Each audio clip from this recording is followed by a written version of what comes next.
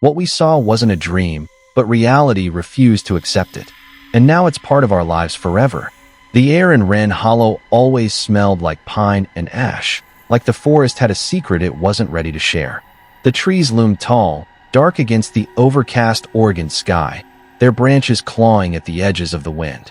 It was late June, and a hush had settled over the summer arts camp nestled on the outskirts of the woods.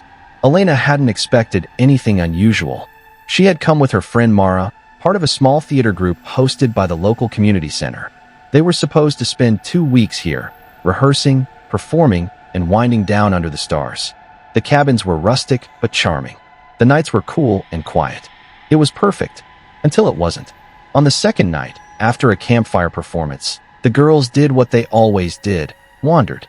Mara liked to call it energy surfing, this ritual of walking without a destination, letting their feet decide where to go. They roamed past the empty dining hall, the hollow basketball court, the creaking swings at the edge of the lot. It was just after 11 when they stopped by the old bathhouse. The building stood slightly crooked, its door tilted on rusted hinges. A single flickering light bulb buzzed above the entrance. Beside it, the playground slouched in decay, one faded slide, a row of bent monkey bars, and a seesaw that moaned whenever the wind pushed against it. That's when they saw her. A girl, maybe 14, barefoot in pajama pants and a black hoodie. She moved slowly, as if she were being pulled forward by something invisible.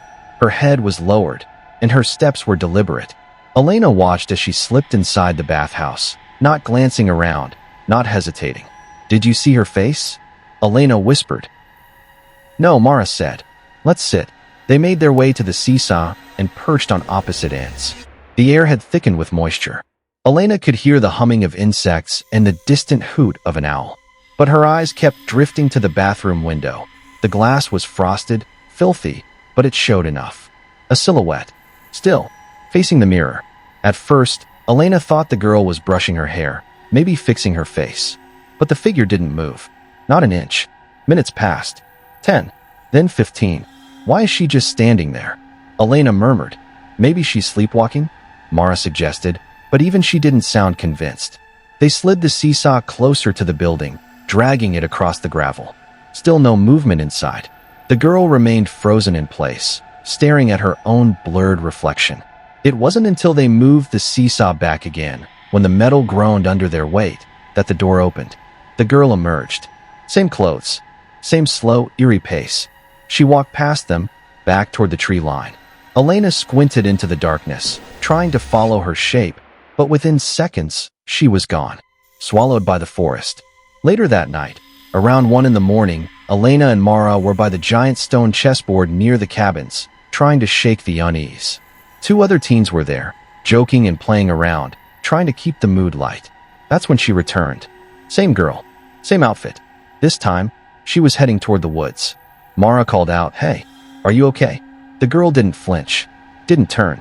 She just walked, head down, into the trees. And that was night 1. The next evening, it happened again, almost to the minute. They were back at the playground, back on the creaking seesaw. And again, they saw her. Only this time, her hood was down. Elena noticed her hair, dark blonde, shoulder length, slightly curled at the ends. Her face was pale, her expression vacant. Mara offered her a wrapped candy from her hoodie pocket. The girl gave a slow, unnatural smirk. It didn't reach her eyes. "No thanks," she said, her voice papery, like something dry peeling off a wall. She walked into the bathhouse and didn't come back out. They waited. 10 minutes. Then 20. They circled the building, checked the back. No other doors. No footprints in the gravel. "She's still inside," Elena whispered, her throat tightening. They peered through the glass again. And there she was, same hair, same shape. Motionless, gazing into the mirror. "I want to see her face," Mara said. They moved the seesaw closer again, inch by inch, until the side of the window was barely a few feet away. Then the lock clicked. The handle turned slowly. The door creaked open, and an old woman stepped out. She was short, hunched, her hair a dull reddish brown, cut close to her skull. She wore an oversized coat, its sleeves dragging at the sides. She didn't look at them, didn't speak. She walked away in the opposite direction. Elena's breath left her body in a sharp burst. Mara didn't move at all, her eyes wide.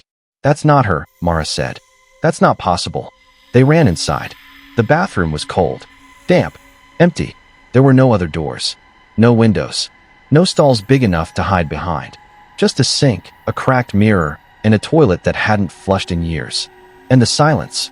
It felt alive. They returned to the seesaw in stunned silence. The night had grown impossibly quiet. Not even the insects made a sound now.